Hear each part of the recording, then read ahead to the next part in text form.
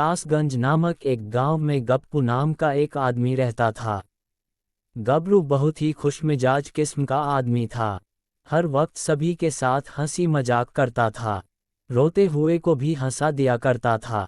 गबरू बाकी लोगों की तरह ही था, मगर उसकी लंबाई तो बहुत कम थी। वह बौना था। कई बार लोग गबरू के कद की वजह से उसका मजाक उड़ा दिया करते थे, मगर गबरू उन लोगों की बातों पर ध्यान नहीं देता था। अरे भाइयों, तुम सब यहाँ चाय पीने आते हो या लड़ाई करने आते हैं? अच्छे से तुम लोग तब तक को अभी हम तुम लोगों को हंसाता हुआ तुम सभी लड़ना तो एकदम बंद ही कर दो, वो भी अभी अभी 11 गब्बर हुआ है। कैसा हो, तुम्हारा इंतज़ार कर रहे थे। अब बताने का जो मर्तबा सुनाएगा इस सब का साथ करवाया के खातिर दिमाग का दही हुई गवाह है। खरे भैया जी का है, परिवार है अब आपका गबरू टीवी। ये गबरू के तरफ से एकदम दमकता भड़कता 7 बार चुटकुला। पर एक बार की बात है, एक पत्नी अपने पति से कहती है कि अभी सुनते हो, पड़ोस वाली मीना की बेटी को 500 में से 300 नंबर मिले हैं। इस पर पति पहुंचता है, अच्छा फ्रेंड नंबर कहा गया। इनफलपटी कहती है कि तू एक नंबर अपना चिंटू लेकर आया है। गबरू के चुटकुले को सुन सभी स्कूल जोर से हंसने लगते हैं। वाह वाह वाह गौरवा, अरे वाह वाह मजा आया। चुटकुला सुनकर तरह आती उन्नत रवैया। हाँ, दावे के बाद एक दूसरा कबूलनामा खेलकर आप लोगों की खिदमत में गबरू एक तस्वीर पेश करने जा रहा है। तो तस्वीरों, पत्नी ने अपने पति से चॉकलेट छिपाकर सबसे ऊंचे पर्वत बैठती है। पति ये देख लेता है मगर लाख चाहने पर भी उसे चॉकलेट नहीं मिल पाता है। अब बताओ क्यों?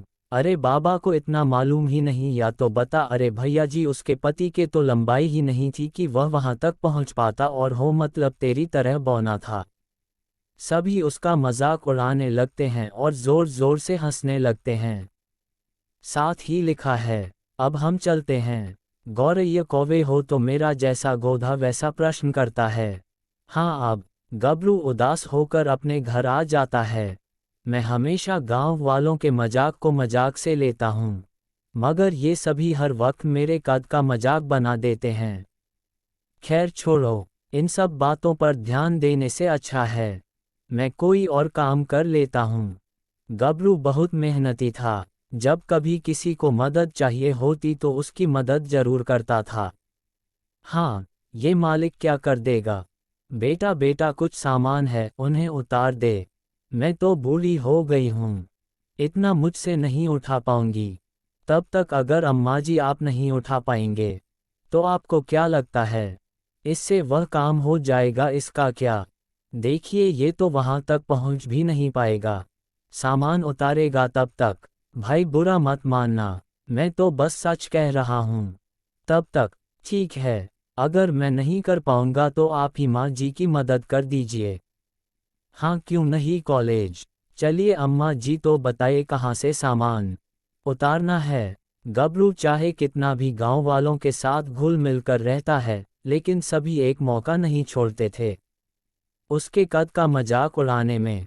गांव वालों के ऐसे व्यवहार के कारण अब गबरू उनसे कट कट कर रहने लगा। उन सभी से बहुत कम ही मुलाकात करता और चाय पीने भी कम जाने लगा।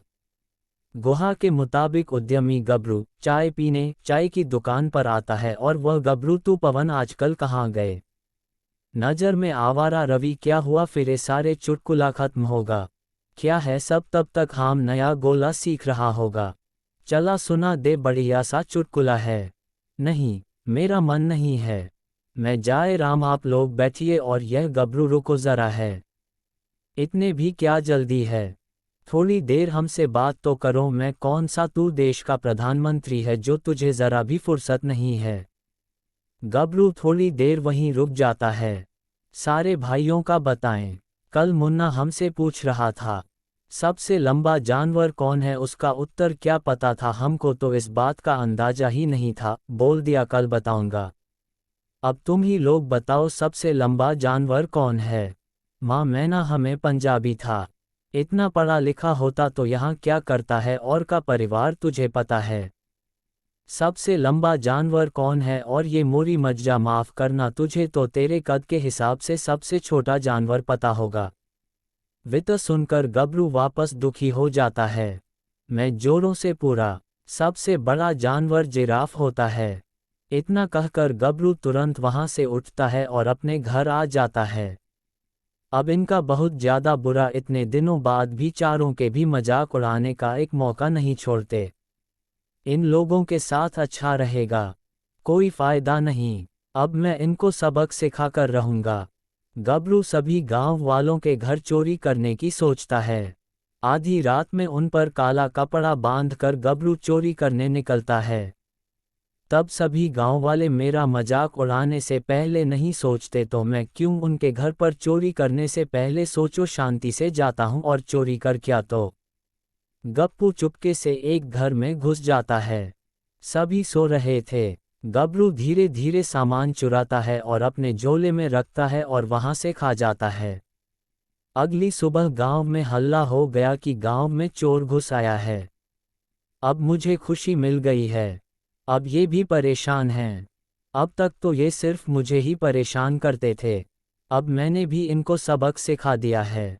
गबन चोरी किया, सारा सामान लेकर शहर आता है और सस्ते दाम पर बेच देता है, जिससे चलो अब इन पैसों से आराम से कुछ दिन बैठकर खाऊंगा। गबरू ने गांव वालों से मिलना जुलना बात करना एकदम बंद कर दिया था। कोई उससे मदद मांगने आता तो भी वह उसकी मदद करने नहीं जाता। अब तो दबंगों ने गांव के कई घरों में चोरी कर ली थी, मगर वो पकड़ा नहीं गया था। जब भी कोई आता तो छोटू कद होने के कारण कूद कहीं भी छिप जाया करता था और कोई उसे पकड़ नहीं पाता था। मुझे पकड़ पाना इतना